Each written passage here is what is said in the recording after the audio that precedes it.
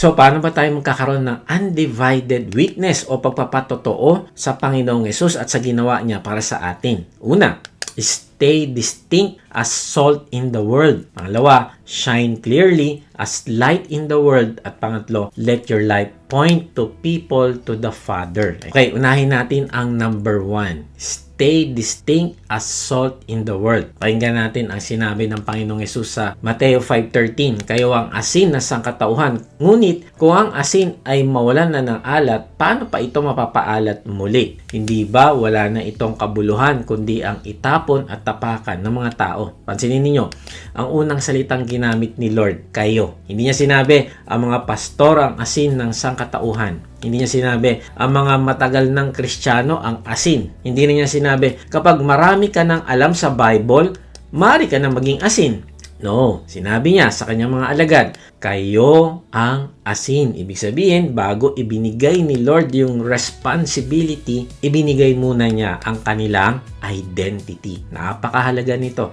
Dahil madalas baliktad ang paraan natin ng pagtingin sa Christian life. Inisip natin, kailangan kong gumawa ng mabuti para maging holy ako. Kailangan kong maging useful para masabi kong tunay akong Christian at para maging asin ako. No, mali kaibigan. Noong nanampalataya ka sa Panginoong Hesus bilang iyong Savior at Lord, ikaw ay nilinis at ginawang banal na ng Diyos. Ikaw ay ginawa niyang anak at nilikha na bago. Ikaw ay naging asin na. Ibig sabihin, ang pagiging asin ay bunga ng relasyon mo sa Panginoong Hesus. Dahil tayo ay Kanya, binigyan niya tayo ng bagong identity. At mula sa identity na yon, sumusunod ang responsibility. Identity first, responsibility second. Bakit mahalaga yon?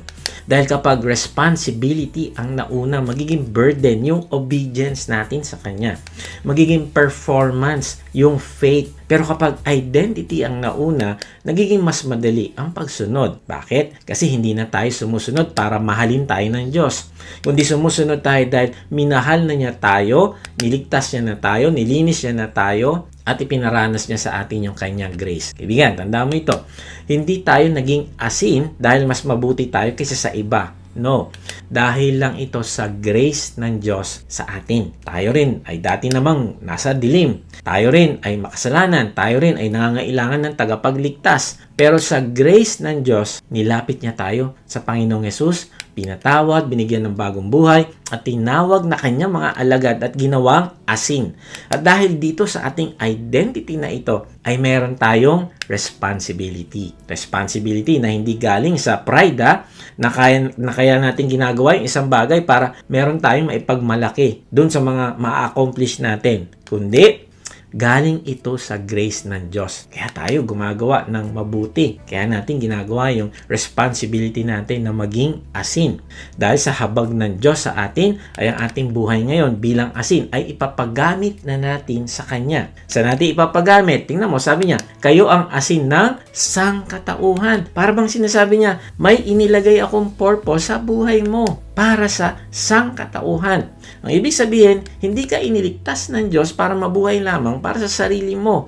Parang sinasabi ng Diyos na inilagay ko kayo sa mundo bilang asin upang magdala ng katotohanan, magdala ng pagmamahal, pag-asa at presensya ng Diyos. Ibig sabihin, inilagay tayo ng Diyos sa pamilya, trabaho, paaralan, negosyo, komunidad at sa iba't ibang relasyon natin upang magkaroon tayo sa kanila ng godly influence. Alam mo, ang asin noong panahon ng Panginoong Hesus ay mahalaga dahil ginagamit ito upang mapigil ang pagkabulok ng karne at magbigay ng lasa. Kaya kapag sinabi ni Lord na tayo ang asin, tinatawag niya tayong maging tagapag-preserve dito sa mundong unti-unting sinisira ng kasalanan. Di ba yung karne nabubulok? Kaya ang ginagawa nila, nilalagyan nila ng asin. No, ang mundo natin nabubulok na sa kasalanan.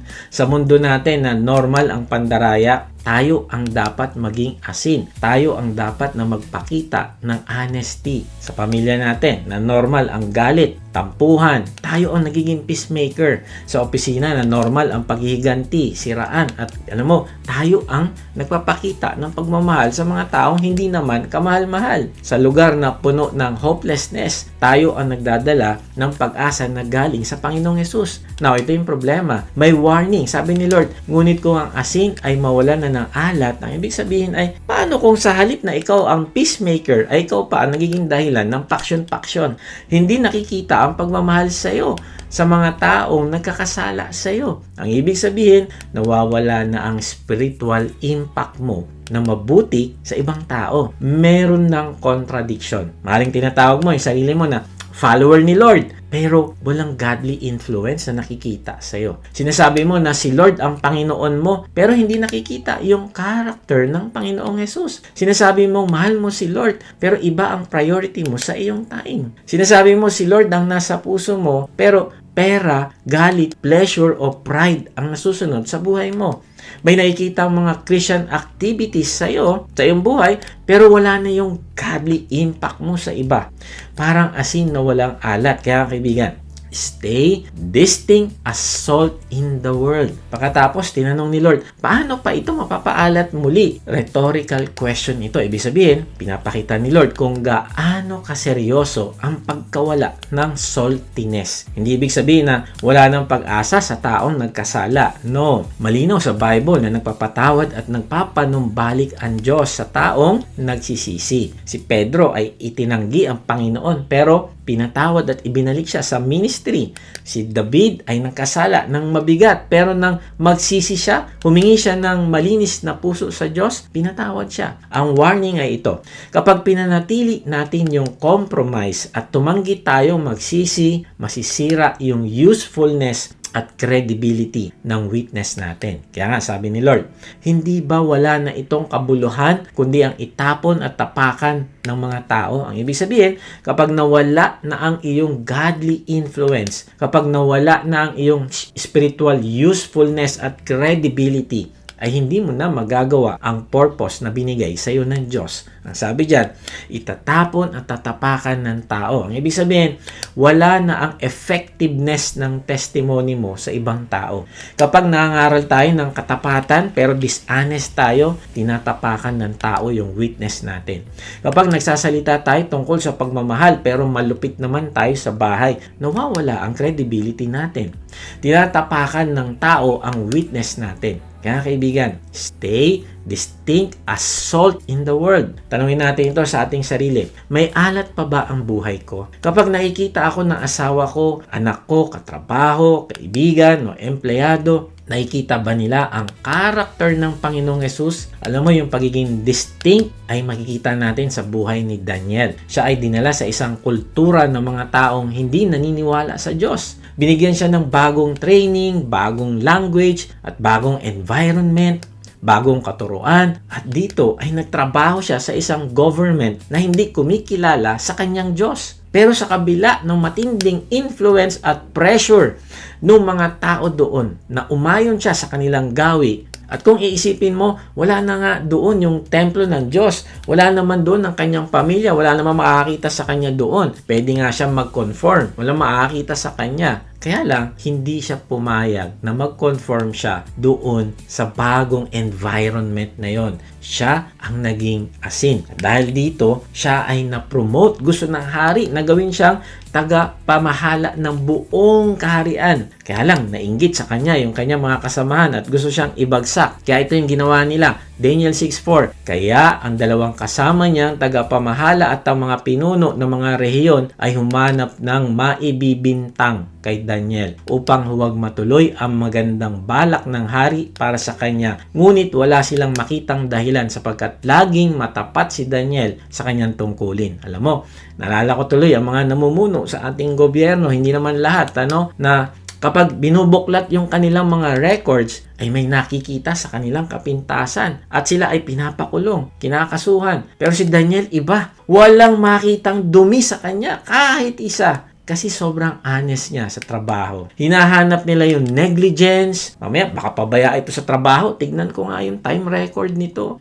Hinahanap nila yung corruption. Hinahanap nila ang maling transaksyon, dishonesty o kapabayaan. Pero wala silang nakita. Kaya kaibigan, tanungin natin ito sa ating sarili.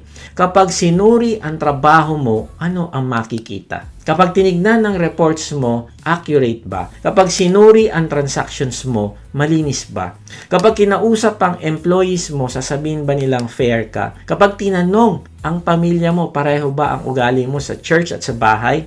Alam mo, sabi ni R.T. France, disciples, if they are true to their calling, make the earth a purer and more palatable place. Ibig sabihin, kapag faithful tayo sa calling natin, dapat gumaganda ang lugar kung saan tayo inilagay ng Diyos. Mas nagiging truthful yung workplace natin. Hindi yung siraan ng siraan ng hindi naman totoo. Hindi chismisan ng chismisan. Mas nagiging mapagmahal ang bawat isa kasi nandun ka. Mas nagiging mapayapa ang bahay. Mas nagiging prayerful sila. Mas nagiging makatarungan ang negosyo.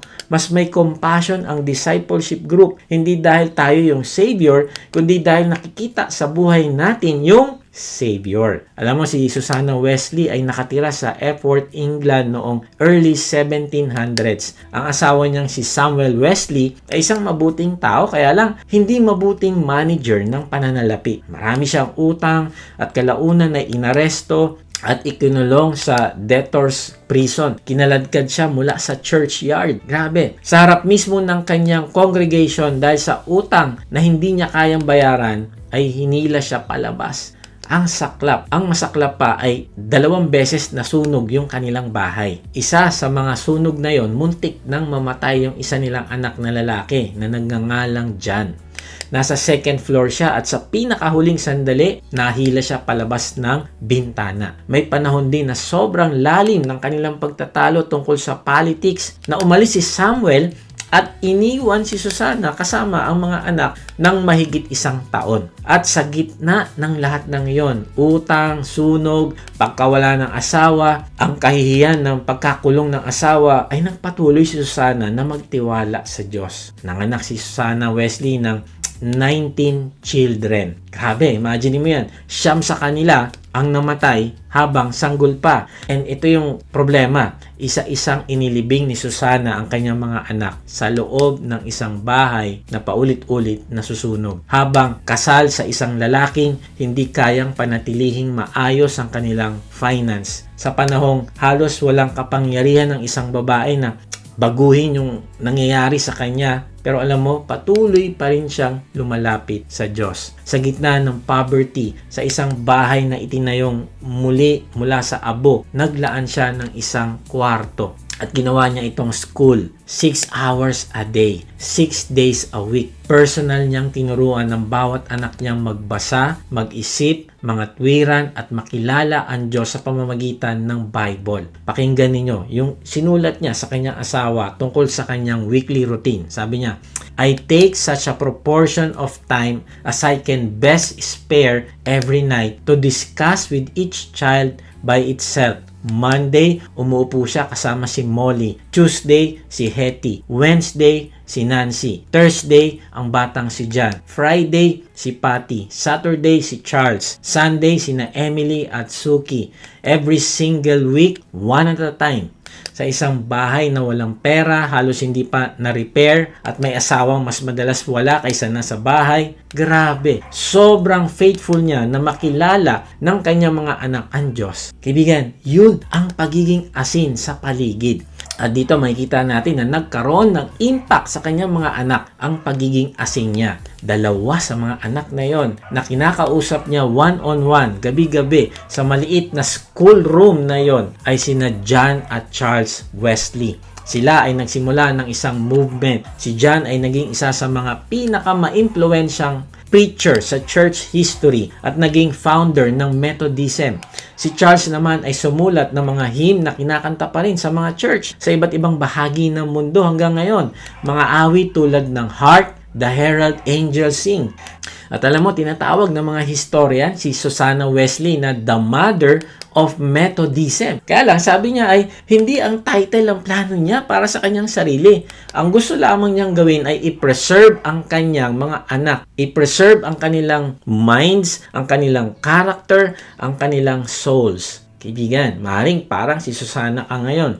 Sinusubukan mong panatilihing buo ang inyong pamilya sa gitna ng financial mess. O may asawa kang mas madalas wala kaysa naroon. Pakiramdam mo halos nakakasurvive lang kayo. Parang napakalayo ng liwanag at walang pag-asa. Pero kaibigan, hindi sinabi ni Lord sa talatang ito na you are the stage light of the world. No, ang sinabi niya, you are the salt of the earth. Hindi kailangan ng asin ng audience para magawa ang trabaho nito. Kailangan lamang nitong manatiling maalat, patuloy na magpakita, patuloy na mag-preserve. Maaring hindi mo makita ang ibubungan ng iyong faithfulness, pero kailangan mong patuloy na maging asin. Alam mo, hindi nakita ni Susana Wesley ang pagkalat ng Methodism sa buong mundo. Hindi niya narinig ang Hark the Herald Angels Sing na kinakanta sa daang-daang languages. Nagpatuloy lamang siya, room by room, child by child, night by night, sa loob ng isang bahay na nasunog, literally and figuratively. Kaibigan, be faithful. Don't lose your saltiness. Patuloy mong i-preserve ang nasa paligid mo. Wala kang idea kung gaano kalayo ang mararating nito.